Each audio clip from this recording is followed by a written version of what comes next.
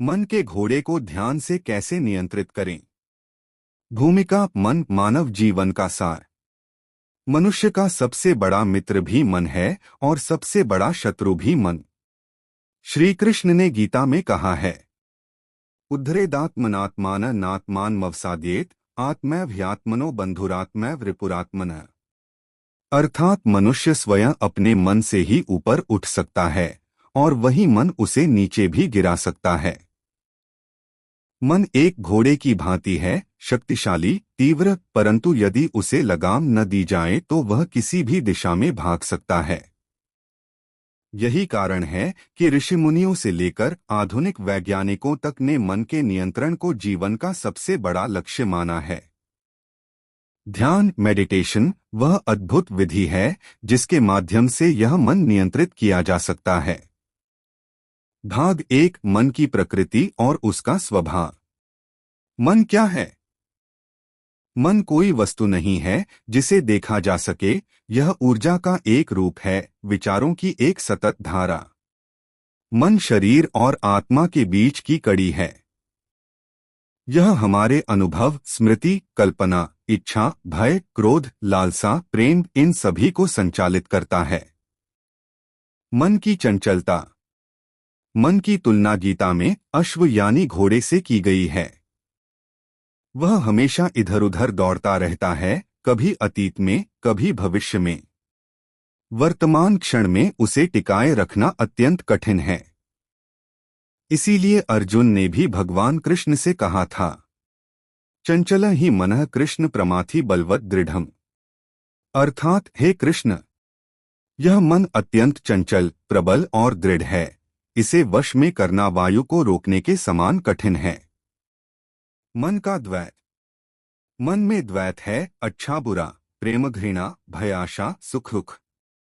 यह निरंतर तुलना और कल्पना में जीता है। जब तक हम इस द्वैत से ऊपर नहीं उठते, मन अशांत रहता है। ध्यान ही वह उपाय है जो इस द्वैत को पार कर एकाग्रता और मौन में ले जाता है। मन को नियंत्रित करने की आवश्यकता। अनियंत्रित मन के परिणाम। अनियंत्रित मन हमारी ऊर्जा को नष्ट कर देता है। ऐसा व्यक्ति चिंता, तनाव, भय और असंतोष में जीता है। उसका शरीर रोगी हो जाता है, नींद उड़ जाती है, संबंध टूट जाते हैं और जीवन अधूरा रह जाता है। नियंत्रित मन का महत्व। जब मन नियंत्रण में आता है तो जीवन में स्पष्टता आती है। निर्णय सही होते हैं, संबंध मधुर बनते हैं, कार्य में एकाग्रता बढ़ती है और आत्मबल का विकास होता है। बुद्ध, महावीर, ओशो, स्वामी विवेकानंद सभी ने कहा है कि मन पर विजय ही सच्ची विजय है। भाग 3 ध्यान का अर्थ और स्वरूप। ध्यान क्या है?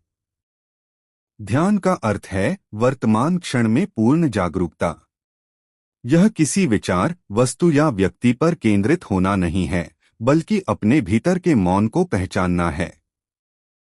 ओशो कहते हैं, ध्यान का अर्थ है जो कुछ भी घट रहा है उसे बिना जजमेंट के देखना। ध्यान की आवश्यकता क्यों? ध्यान से मन का विक्षेप धीरे धीरे शांत होता है। जैसे गंदे जल को जब स्थिर रखा जाता है तो मिट्टी नीचे बैठ जाती है और जल स्वच्छ दिखने लगता है। उसी प्रकार ध्यान में जब मन स्थिर होता है तो आत्मा की शुद्धता प्रकट होती है। ध्यान के प्रकार। 1. साक्षी भाव ध्यान, बस देखना, बिना प्रतिक्रिया के। 2. श्वास ध्यान, आनापानसति, अपनी सांसों के प्रति सजग रहना। 3. मंत्र ध्यान, किसी पवित्र शब्द या ध्वनि जैसे पर केंद्रित होना। 4. गतिशील ध्यान, डायनामिक मेडिटेशन, ओशो की विधि जिसमें शरीर की ऊर्जा को मुक्त कर मौन में जाया जाता है। 5. प्रेम ध्यान, करुणा, दया और प्रेम के भाव का विकास। भाग 4 मन और ध्यान का संबंध। ध्यान मन को दबाने का तरीका नहीं है, बल्कि उसे समझने की प्रक्रिया है। आप मन को बलपूर्वक रोक नहीं सकते। जितना आप रोकने की कोशिश करते हैं, वह उतना ही विद्रोह करता है।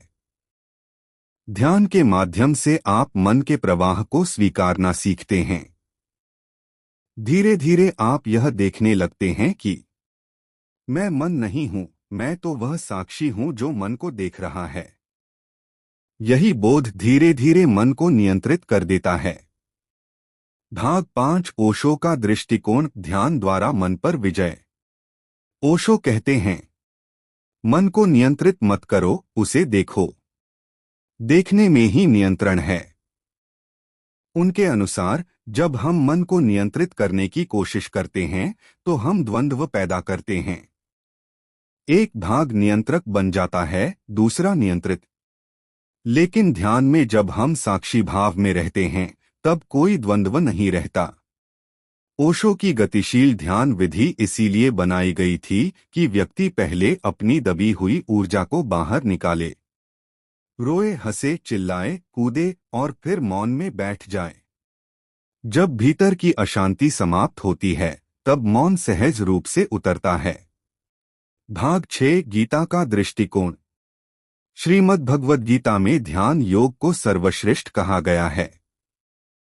कृष्ण कहते हैं, यत्तो ह्यपि कौन्तेय पुरुषस्य विपश्चितः इंद्रियाणि प्रमाथीनि हरन्ति प्रसभं मनः। अर्थात साधक कितना भी बुद्धिमान क्यों न हो, यदि मन और इंद्रियां संयमित नहीं हैं तो वे उसे भटका देती हैं। गीता में ध्यान की परिभाषा दी गई है, समकायशिरो ग्रीवन धार्यन नचलन स्थिर है। अर्थात शरीर को सीधा, स्थिर और शांति में रखो। फिर श्वास और ध्यान को एकाग्र करो, यह मन को स्थिर करने का मार्ग है। भाग 7 आधुनिक विज्ञान और ध्यान। आज के वैज्ञानिक अनुसंधान भी ध्यान की शक्ति को स्वीकार कर चुके हैं। हार्वर्ड, MIT और ऑक्सफोर्ड जैसे विश्वविद्यालयों में हुई शोधों ने यह सिद्ध किया है कि ध्यान से मस्तिष्क के ग्रे मैटर की वृद्धि होती है, तनाव हार्मोन कॉर्टिसोल कम होता है, एकाग्रता, स्मरण शक्ति और भावनात्मक संतुलन बढ़ता है, हृदय और प्रतिरक्षा तंत्र मजबूत होते हैं। अर्थात ध्यान केवल आध्यात्मिक नहीं बल्कि वैज्ञानिक रूप से भी मन को नियंत्रित करने का प्रभावी साधन है। भाग 8 मन को नियंत्रित करने की व्यावहारिक विधियां। अब प्रश्न है, हम ध्यान से मन को कैसे नियंत्रित करें? यहाँ कुछ चरणबद्ध उपाय दिए जा रहे हैं। श्वास पर ध्यान। हर दिन कुछ समय शांत बैठें और अपनी श्वास को देखें। बस आ रही है और जा रही है का बोध रखें।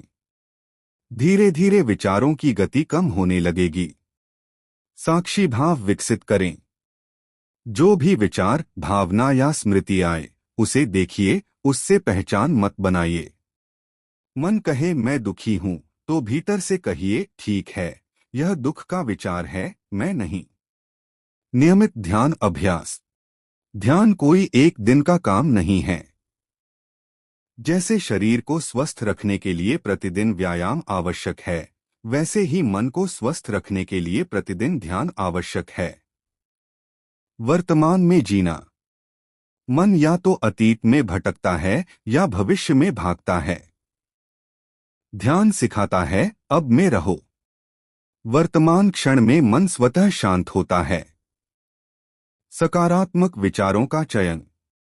मन को बुरा सोचने से मत रोको, बल्कि अच्छा सोचने का प्रशिक्षण दो। कृतज्ञता, करुणा, प्रेम और सेवा जैसे भावों को पोषित करें। भाग 9 ध्यान के अभ्यास में आने वाली बाधाएं। ध्यान का मार्ग सरल नहीं है। कुछ सामान्य बाधाएं हैं। 1 नींद या आलस्य। 2 अत्यधिक विचारों का आना। 3 अधैर्य। 4 अपेक्षाएं कि तुरंत शांति मिले। इन सबको देखकर ही आगे बढ़ना है। ध्यान कोई परिणाम पाने की विधि नहीं बल्कि स्वयं को देखने की प्रक्रिया है। भाग 10 ध्यान से जीवन में परिवर्तन। जब ध्यान जीवन का हिस्सा बनता है तो मन शांत हो जाता है। क्रोध, भय, ईर्ष्या समाप्त हो जाते हैं। प्रेम और करुणा का प्रवाह शुरू होता है। नींद गहरी होती है, शरीर स्वस्थ रहता है, निर्णयों में स्पष्टता और आत्मविश्वास आता है। धीरे धीरे व्यक्ति मास्टर ऑफ माइंड बन जाता है। अब मन उसका सेवक है, स्वामी नहीं। भाग 11 उदाहरण बुद्ध का जीवन। गौतम बुद्ध का जीवन ध्यान की पराकाष्ठा है। जब वे ध्यान में बैठे तो पहले उनके भीतर का सारा अंधकार उठा, इच्छाएं, भय, स्मृतियां। उन्होंने कुछ दबाया नहीं, बस देखा। और एक दिन वह देखने वाला स्वयं शुद्ध प्रकाश बन गया। वही क्षण उनका बोधि क्षण था, यानी जब देखने वाला ही दिखाई देने वाली वस्तु से परे चला गया। यही है मन के घोड़े पर विजय। भाग 12 ओशो के शब्दों में ध्यान। ओशो कहते हैं, मन को रोकने की कोशिश मत करो, बस देखो। जब देखने वाला जागता है, मन स्वयं शांत हो जाता है। वह कहते हैं, मन एक उपकरण है, एक सेवक है। अगर आप उसे साक्षी भाव से देखें तो धीरे धीरे वही मन शांति में ढल जाता है और ध्यान सहज होने लगता है। भाग 13 निष्कर्ष। मन का स्वामी बनो। मन को नियंत्रित करना किसी युद्ध की तरह नहीं, बल्कि एक जागरूक यात्रा है। यह दबाव से नहीं, प्रेम और धैर्य से संभव है। ध्यान उस यात्रा की रोशनी है जो हमें अपने भीतर के सत्य तक पहुंचाती है। जब मन मौन होता है तब आत्मा बोलती है। जब विचार रुकते हैं तब सच्चा ज्ञान प्रकट होता है। जब मन का घोड़ा साध लिया जाता है तब जीवन स्वयं एक उत्सव बन जाता है। मन को जीता वही सच्चा विजेता है। ध्यान से मन नियंत्रित नहीं होता, बल्कि मन स्वयं ध्यान में विलीन हो जाता है। अंतिम संदेश। ध्यान कोई तकनीक नहीं, बल्कि एक जीवन शैली है। हर क्षण सजग रहो, हर कार्य में उपस्थित रहो, और धीरे धीरे तुम देखोगे वह मन जो कभी तुम्हारा स्वामी था, अब तुम्हारा सेवक बन गया है। वह घोड़ा जो कभी अनियंत्रित दौड़ता था, अब तुम्हारे आदेश पर दौड़ता है। और तब जीवन बन जाता है शांति, प्रेम और आनंद की यात्रा। सारांश। ध्यान से मन को नियंत्रित करने का अर्थ है, एक, अपने विचारों को देखना, न कि उनसे लड़ना। 2, वर्तमान में जीना, अतीत भविष्य से मुक्त होना।